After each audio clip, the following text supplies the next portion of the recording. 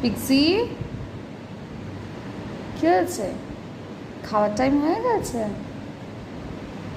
হ্যাঁ, খেতে হবে, তাই জন্য দরজা কাছে করে বসে আছিস? দেবো না খেতে এখন, পরে দেবো। কুটুস, দিতে পারছি না এখন খেতে, আর একটু পরে দেবো। তোর কি হয়েছে কিট্টু? কি হয়েছে? হয়েছেটা কি? এত খিদে পেয়ে গেছে?